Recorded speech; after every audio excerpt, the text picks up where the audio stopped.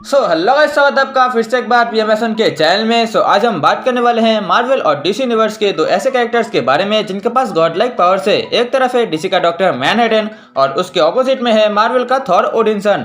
Doctor Manhattan के पास God like powers है जिनकी मदद से वो कुछ भी कर सकता है, और थॉर तो खुद ही एक गॉड है जिसके पास लाइटनिंग की पावर्स है। चलो देर किस बात की, फोन को लेकर किसी एक जगह पे बैठ जाओ और वीडियो को स्टार्ट करते हैं एक छोटे से इंट्रो के साथ।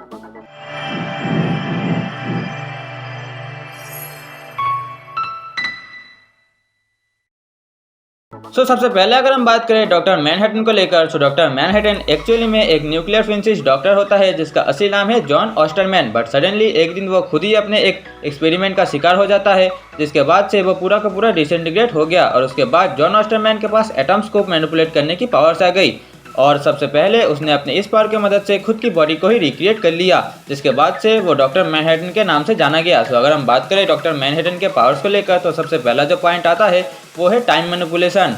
डॉक्टर मैनहट्टन टाइम को बहुत ही अच्छी तरीके से मैनिपुलेट कर सकते हैं, जिसके मदद से वो अपने पूरे फ्यूचर को बहुत पहले ही देख सकते हैं, और वो अपनी इस पावर की मदद से पूरे मल्टीवर्स में कहीं भी प्रेजेंट रह सकते हैं और उनके अलग अलग रूप कहीं पर भी जाकर कुछ भी काम कर सकते हैं। अगर हम बात करें हमारे दूसरे नंबर पॉइंट की, जिसका नाम है matter manipulation. Doctor Manhattan matter manipulation भी कर सकते हैं, जिसका मतलब है कि वो किसी भी चीज को अपने मन मुताबिक शेप दे सकते हैं। डॉक्टर मैनहट्टन एक साथ पूरे यूनिवर्स की याददाश्त भी मिटा सकते हैं। अगर हम बात करें हमारे तीसरे नंबर पॉइंट की, जिसका नाम है गॉड लाइक हीलिंग फैक्टर।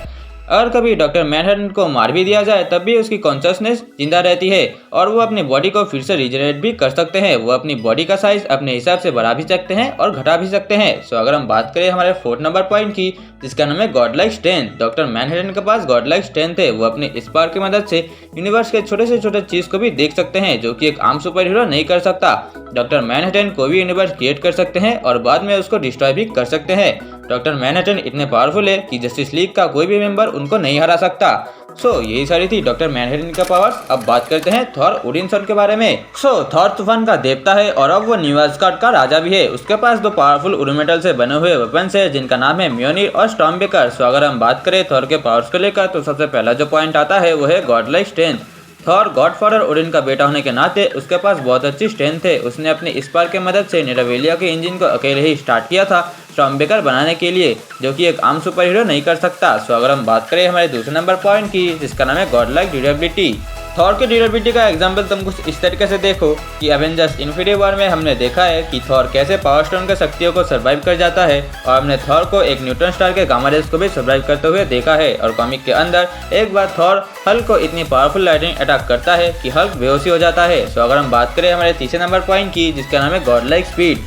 जैसे कि मैंने तुमको पहले ही बताया कि थॉर के पास दो उरुमेटल के पावरफुल वेपन्स है, जिनका नाम है स्टॉर्मबेकर और म्योनिर, जिनके मदद से वो लाइट स्पीड की तरह ट्रेवल कर सकता है। और थॉर अपने इसी स्पीड के मदद से हिला के आर्मियों के साथ फाइट भी करता है, और स्टॉर्मबेकर के मदद से वो कहीं भी टेलीपोर्ट भी कर सकता है। और इसके अलावा क्योंकि थॉर गॉड ऑफ थंडर है, इसीलिए वो बहुत ही अच्छी तरीके से थंडर अटैक्स भी मार सकता है। देखो, इस कंपैरिजन को देखते हुए मुझे तो ये लगता है कि थॉर ही जीतेगा। ठीक है, चलो मान लिया कि डॉक्टर मैनहट्टन अपने टाइम मैनिपुलेशन और गॉड लाइक स्ट्रेंथ के पावर से थॉर को हरा सकते हैं, पर डॉक्टर मैनहट्टन की एक वीकनेस भी है, जो कि है माइंड कंट्रोल।